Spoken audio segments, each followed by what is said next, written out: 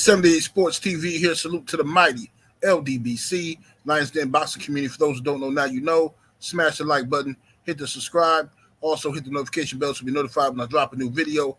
If you're digging the video, go ahead and share this joint. All right.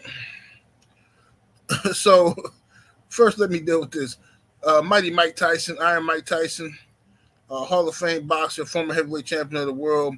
You know, of course, he has his podcast, and he had Errol Spence on there. And Errol Spence, in the midst of an interview, I mean, just this guy got a pair of them. You know what I'm saying? Errol Spence. He checks Mike Tyson, right? He says, "I'm going to ask you something. You said that Terrence Crawford was going to beat me." And as soon as he said it, man, I said, "Oh, man, Lord have mercy. Please don't let this be some issue." You know, Mike could go off, you know what I'm saying?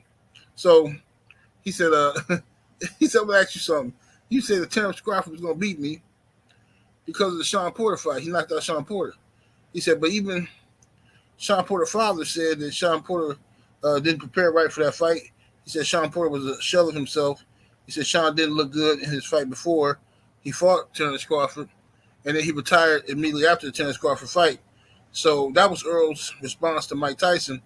And we all know that Errol Spence is going, he hear everything. Like, a lot of these fighters be lying, acting like they don't watch YouTube videos, and they don't got time to watch Instagram or Twitter with all that stuff, and they don't listen. Man, all these fighters be listening to the YouTube videos. They know who said what, when they said it. Earl always, he going to pull up. You know what I'm saying? He going to ask you about it. You know what I'm saying? He might confuse you with somebody else, but he going to definitely ask you about it. Now, Mike Tyson responded by saying basically, look, I got to make a pick. You know what I'm saying? By me saying what I said makes the fight bigger. You know what I'm saying? Which is, I understand Mike's perspective. You got to pick somebody. You know what I'm saying? And fans going to be mad. Whoever you pick, if you don't pick that guy, they're going to be mad regardless. You know what I'm saying? Which brings me to my next point. Let me transition into this. Yesterday, I did a live stream talking about Terrence Crawford's scar tissue above his eyes, okay? Which was pointed out to me by one of my subscribers. Wanted to hear my thoughts on it, and do I think that could be a problem in the fight? So I thought it was interesting. I looked at some pictures, and I'm like, yeah, now that Terrence Crawford has cut weight and everything for the arrivals, you definitely can see more of the scar tissue up there. So, you know, Errol Spence is known to put people's eyes out of commission in a fight. So it's possible he can open them eyes up, open up that scar tissue. Definitely possible. Right, so it wasn't even a big deal, man. We just talking boxing. You know, we got a couple days before the fight. He's throwing out different scenarios out there. I look at my comment section, bro. I mean, just a bunch of whiny fans.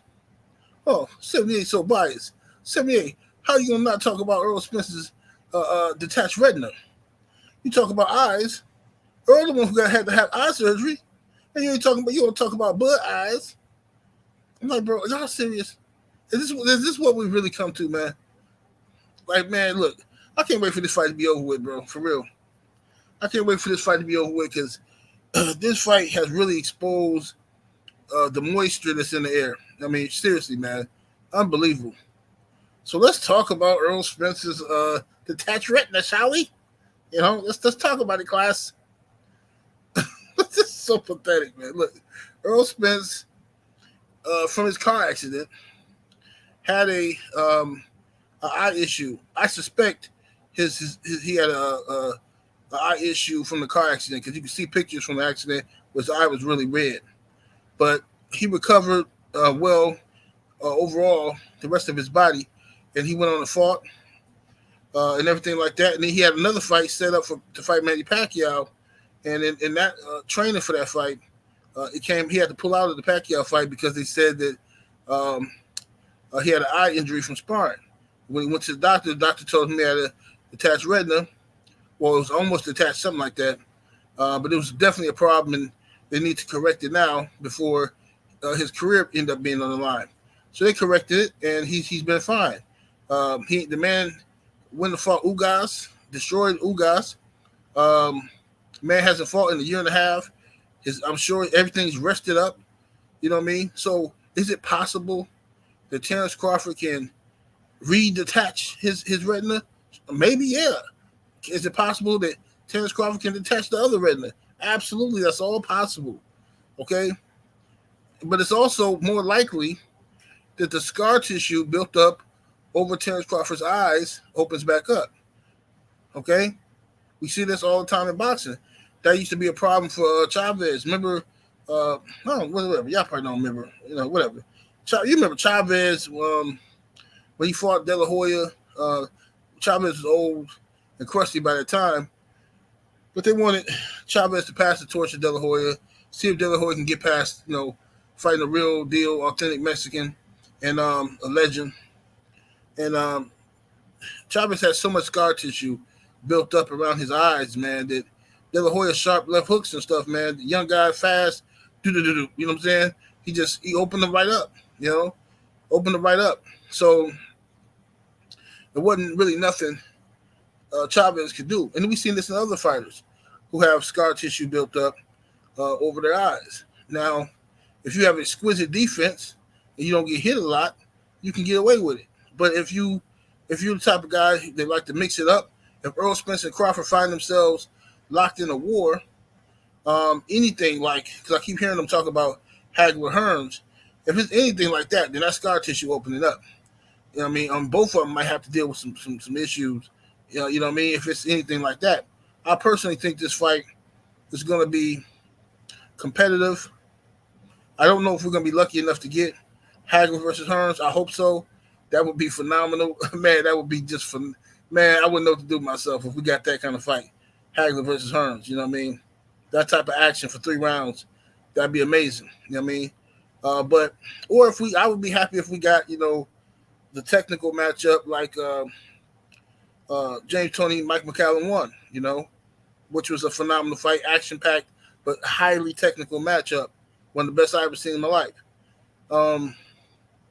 Or a mixture of that. You see what I'm saying? I'll be happy either way. As long as it's a good fight, competitive, I'll be happy. I don't want to see one person wash the other one. I just don't. That's just my personal opinion. I know some fans, depending on who you're rooting for, you want to get it over with. You want to see your guy just dominate. I think what's best for boxing is to see a good scrap. A good scrap, man. You know what I mean? Competitive, something we can rewatch over and over again. You know what I'm saying? I can hear the pettiness in y'all right now. I can just hear the pettiness in y'all. I'm going to watch it over and over again. It's man, I'm going to watch it anyway. Yeah, if your guy wins, you're going to watch it over and over again. I understand. But you don't get it, man. I'm looking for some HBO Legendary Nights type of situations. Some remarkable moments. And Errol Spence is on that type of time as well, because I heard him say the same thing I've been saying. A lot of the stuff I've been saying in my videos, Earl be saying the same stuff, man. I'm telling you, man, we vibing right now. The man is locked in. He locked in, I'm telling you. He said he wants that too. He wants some HBO Legendary Nights type of fight. So hopefully we get that, you know what I'm saying? Hopefully we get that. And I also noticed watching the, the Pivot podcast that both of them was on. Earl did a phenomenal job talking about different issues, talking about boxing, but just different issues. I thought he did a phenomenal job. Earl is very well spoken, and he's more comfortable speaking publicly than is Terrence Crawford, I think. I think Terrence Crawford, when talking about other things other than boxing, I think he sounds great. Like on the Pivot podcast, talking about Omaha football, he was energetic, he was excited, just, like he talking to some of the homies or something. You know what I mean? Or talking about himself as a father and how much he loves his kids and what he does for the city of Omaha, stuff like that, and how he's all that they got pretty much. He spoke very well with that. It's only when you start asking him about Errol Spence and, you're looking for him to trash talk. He's just not a good trash talker. That's all there is to it. He's not witty with the trash talk like that. He a fighter. You know what I'm saying? He's a fighter. So we're going to analyze. People, listen, the fight getting closer and closer. Nerves are getting more and more intense for each fan base. You know what I mean? You got 2 days before the fight. So every little thing that these guys do is going to be overanalyzed. Somebody get caught digging in their nose. People going to make a video about it. It's going to happen. Right? Y'all got to stop being so offended and threatened by everything. Okay, we got a couple days left to see the fight. Just relax. You know what I'm saying? We've been going at this thing for like what, 5-6 years. You know what I mean? So maybe even longer than that. When did Terrence Crawford win the? Let me look this up. When did Terrence Crawford win the WBO title? Let me look this up real quick. This might have been long. It seemed like it's been longer. Let me look on BoxRec and find out how long it's been. BoxRec sometimes be acting like he got like some type of bug or some virus up in there. Sometimes you click on BoxRec and it just do some weird stuff to your computer. Let me see here. Let me go down here. Jeff Horn. Yeah, 2018. Yeah, 5 years. About 5 years. So now, it's been going on for about 5 years. Us arguing about who's gonna win this fight and who's holding the fight up, and all that stuff is over with now. You know what I'm saying? We got the fight. These two men worked it out the best way they knew how. Errol Spence set out for a year and a half. He refused to fight Keith Thurman. He refused to let them put him in the ring with anybody until they did what they were supposed to do, which is give Bud what he wanted. Now I heard a rumor, don't know how true it is, but I heard they both got guarantees of $20 million, somewhere upwards of $20 million guarantees. Plus, they're gonna split the back end. But what they getting up front is like a dub. I heard. I don't know if that's true or not. You know how the rumors go. So, if that's true, congratulations to them. You know what I'm saying? They did what they're supposed to do because, last time they negotiated, wasn't no guarantee out there. Had all the fans on the internet arguing amongst each other about, do they even deserve a guarantee and all this nonsense. Yes, they do. And I want these two young men to be successful. I want them to have a great fight. I want them to show. I want y'all to buy the pay-per-view. We all got to buy this pay-per-view. This fight has to sell. It has to. I'm telling you right now. This fight don't sell, you got to blame boxing fans. All talk. This fight has to sell. Because if it don't, I'm going to tell you right now, if by somehow, some way, these promoters lose money on this fight by giving them fat guarantees, you can forget about seeing Devin Haney versus Tank and Shakur and all that stuff. You can forget about that. It's going to be business as usual, the same old formula that they know works. That's what's going to happen. So this is an opportunity for boxing fans to step up and do what we're supposed to do. Ain't no excuses. You know what I'm saying? Worry about paying your cable bill later. Right now, you got to buy this fight. You know what I mean? Come on out here and support it, man. It's necessary. I got EJ winning a close fight. My pick hasn't changed. I always said I thought this was a 55-45 type of fight or a 50-50 fight. You know what I'm saying? I thought that Errol Spence Jr.'s aggression, his effective aggression, and that, his fundamentals, his foot placement, his pivots, all that stuff is going to matter. He's always in position for the most part. Terrence Crawford is a very sharp shooter, great counter puncher, can punch well with both hands.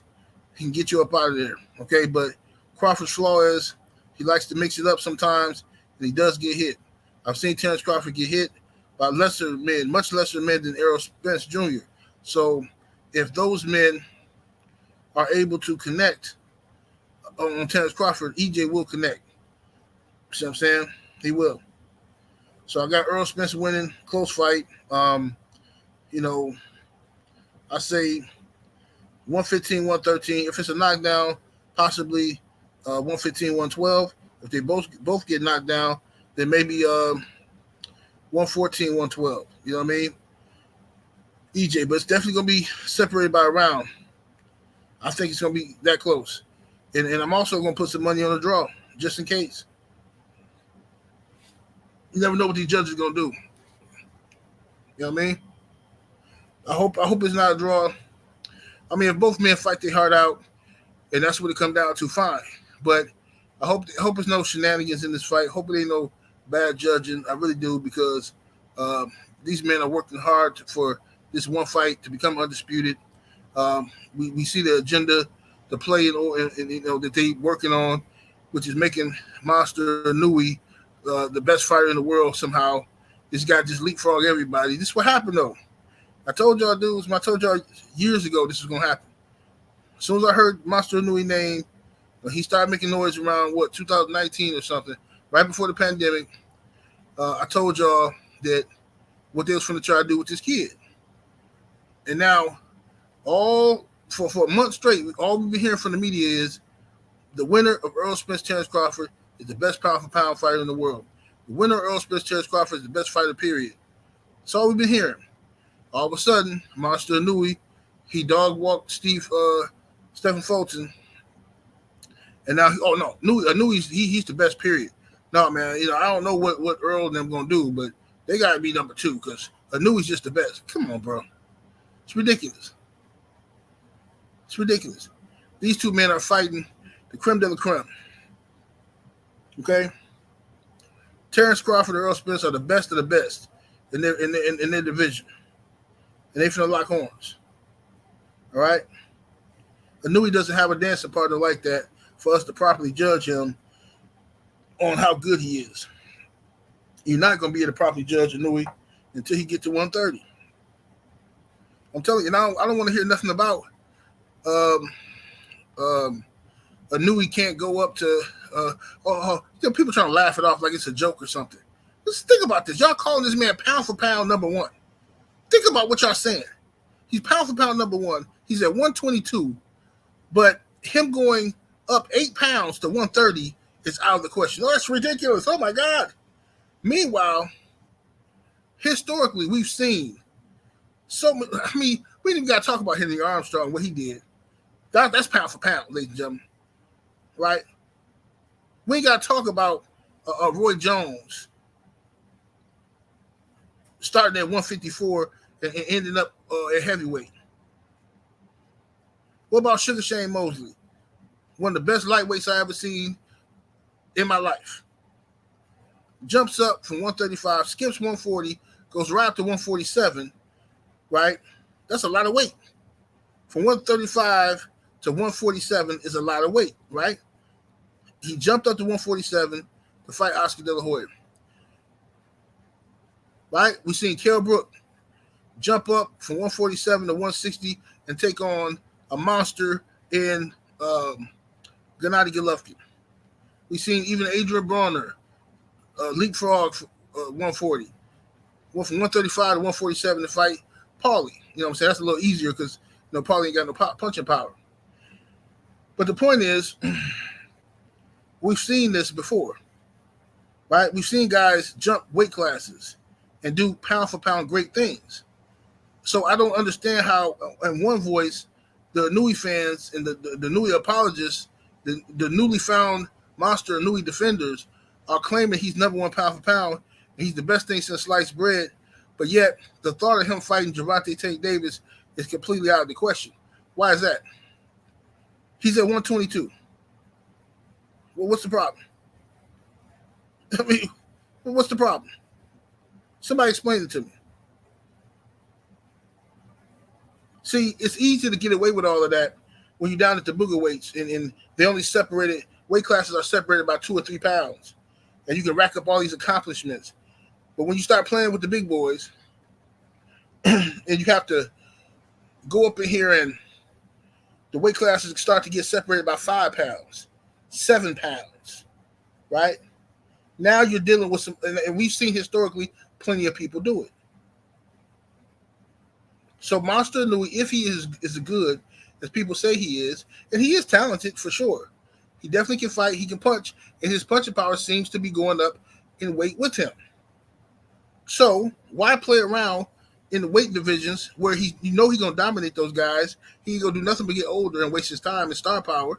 Why not have Monster Nui go up and face Gervonta Tank Davis? Right? Because that's what Nui's team is asking for. Nui's team has been talking, even before the Fulton fight, they have been online or in Japan talking about Tank Davis. That's their dream fight. Right? So I think they should give him his dream. Right? But see, oh no, y'all just want to see Inoue lose. This is ridiculous. No, what's ridiculous is Jermell Charlo leaving from 154 and his first fight at 168 going to be Canelo Alvarez. That's ridiculous. And that's pound for pound greatness. How many pounds is that? I mean, Inoue can't even do, y'all don't even want Inoue to move up and fight Lil Tank. And they're the same size. No, that's ridiculous, man. That's ridiculous. You seen Deontay Wilder fight Tyson Fury. Fury outweighed him by 50, 60 pounds. He fight this dude. Yeah, it's different, though. They heavyweights. It's unbelievable, man. Unbelievable. So anyway, and by the way, y'all, this for those who might just not be looking in, this is a premiere. I wasn't going to be able to do my live stream, my typical live stream this morning, so I did this video and set it to premiere. I got take my daughter to work, then I got to run some errands and pay a few bills, all that good stuff. You know how it go. I won't be back home in time to do my show, so I'm doing this one here for you at 1 in the morning. You dig? And I'm gonna set it to premiere. So feel free to smash that like button, ladies and gentlemen. You know what I'm saying? Let's get the likes all the way up. Try to get 400-500 likes out this joint. You know what I mean? Appreciate it. But Errol Spence, Terrence Crawford is here. We got 2 days, bro. 2 days to find out who the best welterweight in the world is. And I'm excited. I'm so excited, man, because this just takes me back to my childhood. It really does, not just for the best welterweights, but just in general, but good fights like this in general. You know what I mean? These are fights that are needed for the sport of boxing to thrive and survive.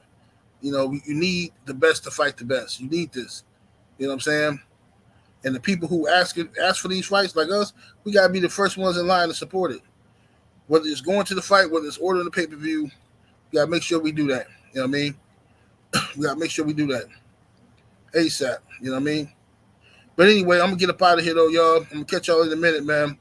78 Sports TV. Salute to the mighty ldbc. Y'all smash the like button. Hit the subscribe. Turn on your notification bell to be notified when I drop a new video. And I'm up out of here, though. Deuces.